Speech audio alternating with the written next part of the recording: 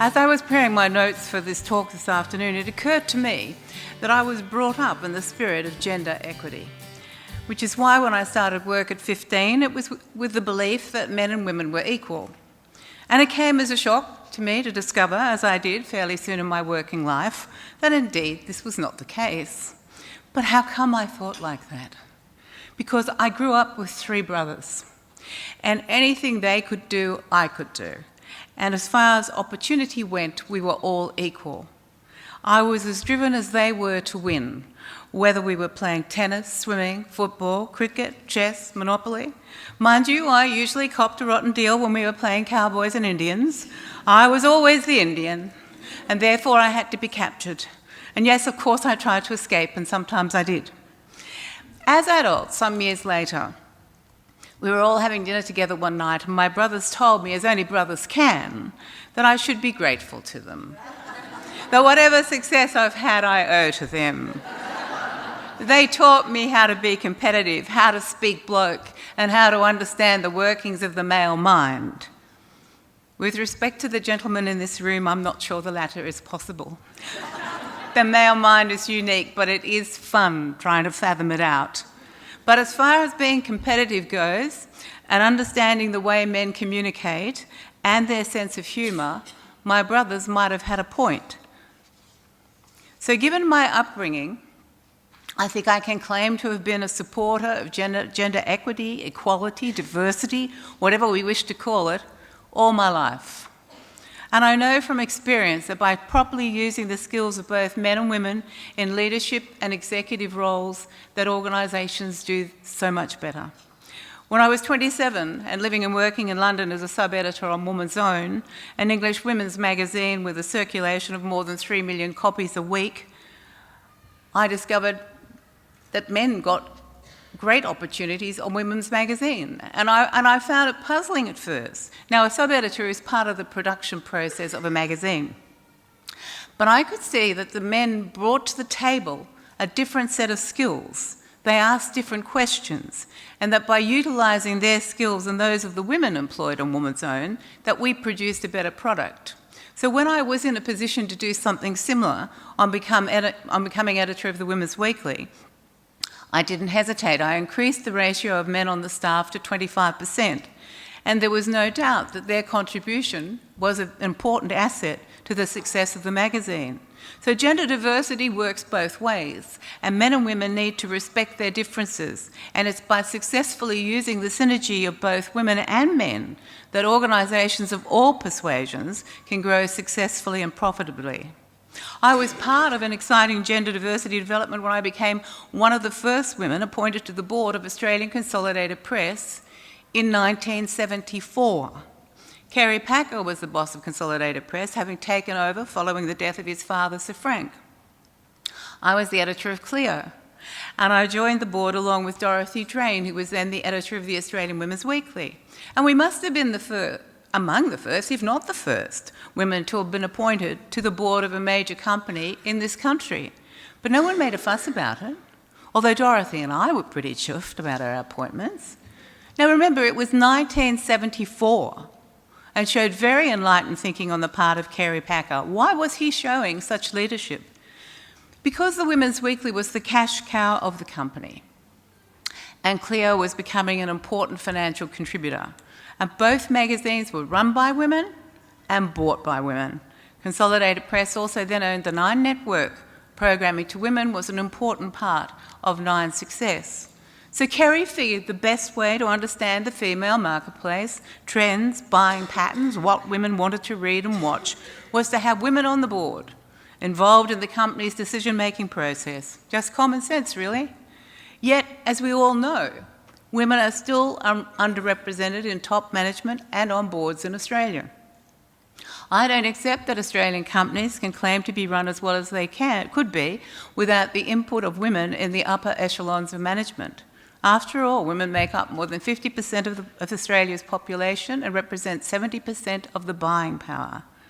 Organisations where women are not represented well enough in executive decision-making roles leave themselves open to costly errors, like the one that almost happened when I was running the Women's Weekly. This is my favourite example. a group of gentlemen came to see us, me and some of my team, to tell us about a new slimline sanitary napkin that they were launching, their company was launching. And they wondered whether we could insert this new sanitary napkin into a cover gatefold on the Women's Weekly. This is a wonderful thing to be able to do if you're running the magazine, because it's a very costly enterprise and it means you're making a lot of money for the boss. So I said, yeah, I'm sure we could. You know, they said, well, and so I explained how it would work. You know, we put a wraparound cover around the magazine, there'd be a little pocket there, and you could slip the new slimline napkin into there, and we could sell it with the magazine. So one of them produced it from his briefcase. And he laid it on the desk, and he said, and there it is. And we looked at it. And I said, will you be wrapping it in plastic or some sort of cover? No. He said, why would we do that? I said, well, no woman will use it if you don't. We were the first women to have a look at this new slimline napkin. I mean, can you believe it? Anyway, they went back to the drawing board and finally came to see us when it was wrapped in plastic. I know the aim of this symposium is to support national action on gender equity and diversity in STEM. But wherever we look, we can see examples of lack of gender equity. It's a very hot topic of discussion. And it's good to look at it's good to know that this is not the only area where this kind of discrimination takes place. It's an attitude we have in Australia that we have to correct. I recently talked at a Women in Education conference in Brisbane. Education is suffering from the same gender imbalance malaise that exists in most occupations and industries in Australia. Women dominate the teaching profession, yet not enough women make it to the top leadership roles in education. And while reports suggest that while the role of women in educational leadership is gathering momentum, it is still underutilised. And somewhat depressingly, a recent OECD Teaching and Learning International study found that Australia has a significantly lower proportion of female principals than men, in spite of women being the majority of the teaching workforce. In fact, when it comes to the ratio of women principals to men, Australia ranks last. So you're not alone. Now, I'm sure, as you all know, more women graduate with science degrees than men in Australia, and yet a great many of them fail to follow through. Where do they go? Why do they disappear from the fields in which they've earned their degrees? Why do they use their degrees in other fields of endeavour that have no association with STEM? A scientist to whom I spoke this morning suggested the blokey environment might have something to do with it. The competitiveness, the fact that when women take maternity leave and drop out for a couple of years to raise children, this puts them at a disadvantage, that it's difficult to keep up, that the sacrifices are too great. It reminds me of my world. Journalism, surely one of the blokiest of all the professions. I'd be a rich woman if I'd been given $1 every time someone had told me I couldn't do something in my career. I was too young, I was often told that. I was married, I was a mother, I was a woman. It would be bad for my image. That was John Singleton's advice to me when the government asked me to chair the National Advisory Committee on AIDS and implement Australia's National HIV/AIDS Education Program. I listened, but I didn't let any of the negativity I encountered stop me from pursuing my career ambitions. And easily, one of my major challenges, my major leadership challenges, was my appointment as Editor-in-Chief of the Daily and Sunday Telegraphs here in Sydney. I wasn't warmly welcomed at first by many of my colleagues at News Limited. They gave me a very tough 12 months to begin with. I wasn't introduced to people, I was left out of meetings, someone forgot to tell me. The favourite game was shutting the lift doors in my face when I approached. I was hissed at when I walked through the 4th floor, the open plan 4th floor. It's not pleasant being hissed at, but, you know, you just pretend you don't hear. And the thinking was, and this still permeates so much, I think, in Australia, that editing newspapers was a man's job. What would a woman know about editing newspapers? Well, this particular woman felt she knew a lot, and that she had the rungs on the board, and she was entitled to make the most of whatever talent and ability she had. And something my colleagues didn't stop to consider, a common fault in many organisations: why had Rupert Murdoch appointed me? Why me? Why a woman? What did he think I might bring to the job that a man might not? His brief to me was to feminise the two papers. Rupert thought they were too blokey and they had too much sport. Now, if he had only told the staff that, my first 12 months there might have been much easier. But Rupert isn't like that. He gives you the gig and it's up to you whether you sink or swim. And at the end of the first 12 months, Rupert was happy with the newspapers, and I think I can claim to have won the respect of most of the people who worked for me. And that is the key word, respect. So in accepting Rupert's offer to run the papers, I had made a conscious decision to play in the jungle. And I think that's what happens. We come to a point in our career when we really think, I might dive off the big board. I think I might really head high this time. And that, to me, is going into the jungle. And once you've decided to play in the jungle, you have to be able to cop whatever the jungle dishes out, or you shouldn't go into the jungle in the first place. And that applies to men and women. So what holds women back in STEM and other professions? Is it the obstacles we encounter? Of course it is. It comes as a shock when a woman realises she is not welcome in the workplace of her ambition. I know I was shocked when it happened to me, when I put my hand up for a job traditionally done by men, but I had no intention of going away. I didn't intend wasting my talents. I always survey the obstacles. When I work out a plan to get around them, there's always a way to get around them.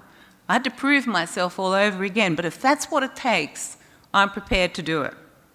It hasn't always been easy. Why should it be? Great achievements require great effort. Women are inspired by role models who have or are forging their way to the top. Future leaders are inspired by role models. I'm a great believer in mentors. And I think all STEM graduates should have a mentor from the day they graduate. Mentors who will give women that extra shove, because women do sometimes need an extra shove. I've employed far more women than I have men over the years. And I have always felt that I've had to give a lot of women an extra shove.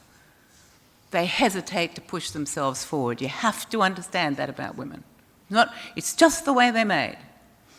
So many women just don't realise how good they are. I have consistently told the women who work for me how good they are. I had a friend of mine who'd been acting in a job at TAFE for something like 18 months. And she rang me, she said, I think they're going to appoint me as a full boss. And I said, well, that's terrific. And they said, they want references. And would you give me a reference? And I said, yeah, all right. And they sent a questionnaire. And I was filling it all in and I got to one. What is her biggest fault? And I thought, I honestly can't think of one. This girl is terrific. She's terrific. And I said, and then I thought, she doesn't realise how good she is. And as soon as I wrote it, I thought, this is ridiculous. So I rang her up and I said, what are you doing there? I said, if they don't know in 18 months that you're okay for this job, you're wasting your time with them. I said, I know where there's a job going. Come and see the CEO of Arthritis Australia. They've got a marketing job going there. She got it. And she's now the CEO. And I thought she had it in her. You see, I just gave her a shove. And I told her how good she was. So many women are circumspect about their abilities. They are hesitant to negotiate their salaries to their detriment. Money is not a dirty word. So many women say they've done well because they've been lucky. That is nonsense. Women do well because they work hard. Men have no problem saying I'm good at what I do. Muhammad Ali used to say he was the greatest. Luck has nothing to do with success. It is a person's talent. It is their ability, their vision. Women need to be encouraged to promote themselves, their ambition, their skills. They need to believe in themselves. I wouldn't be the woman I am. I wouldn't be here today if I hadn't believed in myself. I've sometimes put myself in a slight state of terror when I've volunteered for things. And I've always put my hand up. It was so important. And then you think, oh, what have I done? But I've always had this belief that whatever I volunteered for, I would be able to do it. That's why I'm thinking mentors are mentors of what women need. They need to be able to say, you can do it. Believe in yourself. Look at what you can do. Look at your abilities. Why are you holding yourself back? Okay, it's going to be tough, but talk it through. Let's work it out. How you can achieve what you want to achieve. We need to make sure that women are given more opportunities and allowed to make the full use of their talent and expertise. And in order for that to happen, it's essential that all of us here use our collective force and power to ensure that talented and capable Australian women are given the opportunities they deserve in our workplace, and of course especially in the areas of STEM. Women must not let their voice be muffled. It has to be loud and strong. Nothing is going to be handed to a woman on a plate. It never has been. Women have to be encouraged, as I said, to put their hands up. I want that job. I think I can do better than the person you're thinking. I want that job. It's not in the best interest of Australia to allow obstacles to be put in the way of women's success. We simply cannot continue to accept the denial of opportunity to our nation's talented women. Thank you. Thank you very much.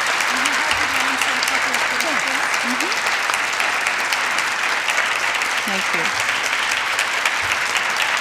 Thank you very much. Thank you. Well, we have time for just a couple of questions, and I have one I want to start with, and that is, how do you rate on a 1 to 10 scale Paper Giants? Well, I'd probably give it a 9. Whoa! You know, it was based on fact, but there was a bit of fiction thrown in there. But I think he captured the 70s really well, which was an era of great change, where great steps forward were made for women because we used our voice, because we made our voices heard. And I just don't think we do that as well now as we did back then. Question down in the back. Oh, it's on. You almost answered my question, I think. I'm perplexed that in 1974 you were appointed to the board of News Limited. No, the board of Consolidated Press. Kerry was way ahead of Rupert. He sure was.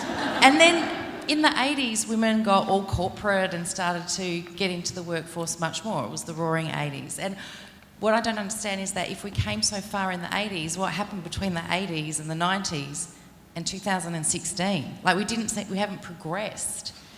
I would have thought that once we started, it would have just kept on going. I think we all thought that, to be honest. We thought that when we had our children, I have a son and a daughter, that we would raise our sons in particular to be well-rounded blokes, accepting of everything. And I've got to say, in terms of my son, and I am extremely biased, I think I have succeeded in that task. But I still think we have a way to go. Now, I don't know why we lost that momentum. I think we were still held down by the glass ceiling, which does exist. And I think that we got to a certain level, but we just stopped pushing. And I think some people thought we'd won everything, but then we haven't really. And what I find really puzzling now is that we have all these well-educated girls and women leaving universities, and I think it's very much a male issue as well as a female issue. What do their fathers want for these terrifically talented, well-educated girls? Do they want them to fulfill their talents, or do they want them to be stopped somewhere or other because someone has decided there's a level where women can't go? What do they want? Don't they look at these issues? I think it's very important that both sexes look at this issue. We're talking about genders. Well, we have to think of the future of gender as well, and we're all involved in that decision-making process. And I learned a lot from my father. He was a very important influence in my life. I followed in his footsteps. And there's that male influence in my life again. And I think Dad was a bit disappointed that it was me who followed in his footsteps and not my brothers. But as my career took off, well, then I think he changed his view. But it was an enormous period of change. And change is a very slow thing for everyone to adapt to. So for a lot of men, it was very difficult to accept that women were doing things that were so different from their wives, many of whom did not have careers, who had other things that they filled their lives with, and that's fine. I'm not making judgments here. So it's a slow process, but if we don't raise our voices all the time, if we don't say, consider me, I want it, I'm good at what I do, then we lose a bit of momentum. Question over here. Hello, I'm Tony Moat from CSIRO. There's been some discussion today, and following on from that question, about the use of targets and quotas to improve representation of women at different levels and on boards. I'm curious about your views on them, and if we do use them, how do we mitigate the negative opinions of society as to how women use those as an opportunity? How do we get rid of the negative attitudes of what? So if we do use a target, so Tim, who was speaking today, talked about setting targets to achieve change. But how do we, if we do use them, how do we mitigate the perception that they've been used unfairly by women to seek an advantage above people who are more qualified? Well, the first thing to remember is that, however you get to the boardroom, if you're no good at the job, they're not going to keep you there. You get the flick. So, maybe quotas will help women get to the boardroom. But if they can't deliver, the chairman or woman will get rid of them. You don't stay. So I used not to think we needed quotas, but I do now. And I must tell you, I was lying in bed, I think yesterday, listening to ABC News Radio, and somebody terribly well known was talking about this very issue. And I scribbled it down, and I looked at it this morning, and I thought, I can't read the name of the person. I just scribbled it down. But I think there are a lot of women are coming around to saying we do need quotas. We need. I think it was an issue of calling for quotas in the Parliament, now that I'm coming to think about it. I think someone called for better representation of women in Parliament. I think they were calling for 50%. And if that couldn't be achieved, just by promoting it within the party ranks, whatever party, that maybe there should be quotas on that. I think that's what that was about. And I thought, well, that's a very interesting idea. I quite like that idea. But then in terms of boardrooms, I think a lot of leading women are now coming around to saying, yes, perhaps we should go down the quota path. Look, they did it in Norway, and it doesn't seem to have harmed Norway at all. And one of the consequences of increasing board representation in Norway was that more women started to begin their own businesses, and I thought that was quite a good outcome. But the government was very tough. I mean, if you didn't adhere to the quota system, they would shut you down. And so there were some companies that hadn't fulfilled their obligations by whatever the cut-off date was, and the government came around prepared to close them down. Well, I tell you what, they changed the system at once. So you've got to take tough action. So I now do think we need quotas, yeah. It doesn't worry me at all. And I talked about this issue at an army conference because it's an issue in the army as well. And one of the women officers came up to me later and said, oh, I don't know about quotas. I'd like to be appointed on my merit. And I said, what I said to you at the beginning, I said, it doesn't matter how we get there. You just have to get the doors open. And then the rest is up to you. Yeah. Any other questions? Well, I have one. Yes. Are you a short sleeper? How do you accomplish all of this in one lifetime? I am sometimes a short sleeper. One of the joys of getting older, I've discovered, is that your sleep patterns get a bit erratic. And when you work in television, as I do, and your call time in the morning is 10 to 5, your sleep patterns get even more erratic. But I try, because as National Ambassador of Alzheimer's Australia, I know that the brain needs sleep. And I try to get at least 7 hours of sleep most nights, because the brain needs it. And I'm very passionate about the brain, as I'm sure all of you are too. Thank you very much, everybody. Thank you.